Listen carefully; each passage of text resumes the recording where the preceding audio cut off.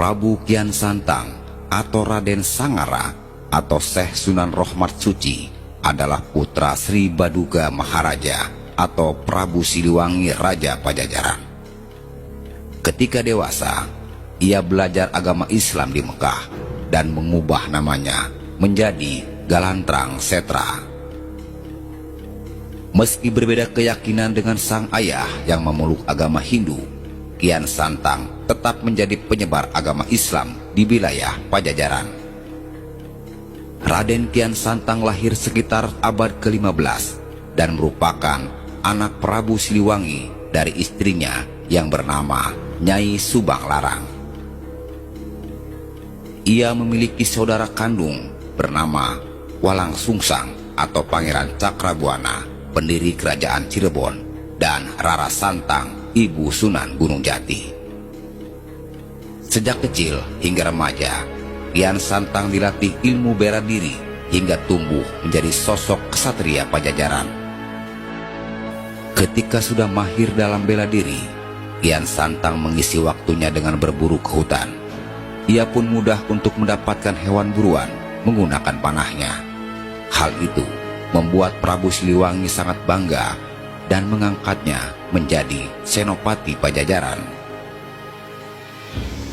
Kian Santang pun tumbuh menjadi kesatria yang gagah, perkasa, dan tidak ada yang bisa mengalahkannya. Selama hidup di istana, Kian Santang serba berkecukupan, tetapi merasa kurang mengenal jati dirinya. Ia juga merasa jenuh karena tidak ada satupun kesatria yang mampu mengalahkannya.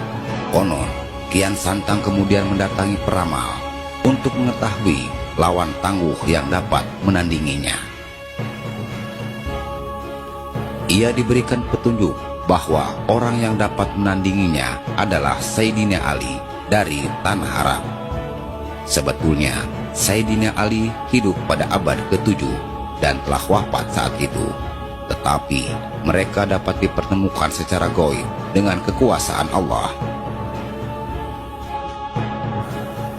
Selain itu, Kian Santang harus melakoni 2 syarat agar dapat bertemu Sayyidina Ali, yaitu melakukan semedi di ujung kulon dan mengganti namanya menjadi Galantrang Setra.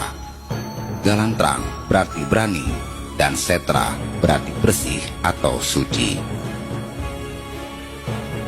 Setelah melakoni 2 syarat tersebut, Kian Santang segera melakukan perjalanan ke Arab untuk menemui Sayyidina Ali. Sesampainya di Mekah, ia bertemu seseorang dan kemudian menanyakan keberadaan Sayyidina Ali.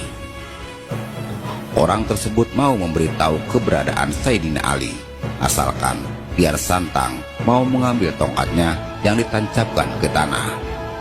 Tidak disangka, Kian Santang kesulitan mencabut tongkat itu hingga keluar darah dari seluruh tubuhnya ketika berupaya menyelesaikan tugas yang dianggapnya sangat mudah. Belakangan diketahui, sosok yang menancapkan tongkat itu adalah Sayyidina Ali. Setelah pertemuan dengan Sayyidina Ali, Kian Santang memutuskan untuk menetap di Mekah dan belajar agama Islam di sana. Kian Santang menetap cukup lama guna belajar dan memahami agama Islam. Setelah itu, ia memutuskan untuk kembali ke Pajajaran. Sesampainya di Pajajaran, ia menemui sang ayah dan kerabat untuk menceritakan pengalamannya selama mengembara di Tanah Arab. Kian Santang kemudian mengajak Prabu Siliwangi untuk memeluk agama Islam. Begitu juga dengan rakyat Pajajaran, tetapi Prabu Siliwangi menolaknya. Meski ajakan ditolak oleh Prabu Siliwangi, Raden Kian Santang tetap menyebarkan agama Islam di pelosok Pasundan. Pada awalnya, ia menyebarkan agama Islam di Limbangan, kemudian sampai ke Garut dan pesisir utara pantai Jawa. Dalam perjalanannya, Kian Santang mengubah namanya menjadi Syekh Sunan Rohmat Suci. Ia pun pergi ke Galuh dan berhasil mengislamkan Raja Galuh Pakuwon di Limbangan, yang dikenal memiliki nama Sunan Pancer. Berkat Sunan Pancer, agama Islam bisa tersebar luas dan berkembang di daerah Galuh, Pakuwon. Sejak penguasa lokal banyak yang menjadi umat muslim, ajaran Islam menjadi berkembang di hampir seluruh wilayah Priangan. Setelah berhasil mengislamkan hampir seluruh Priangan, Raden Kian Santang memilih menetap di sekitar Garut. Di tempat itulah ia menyebarkan agama Islam dan menjadi guru syariat hingga akhir hayatnya.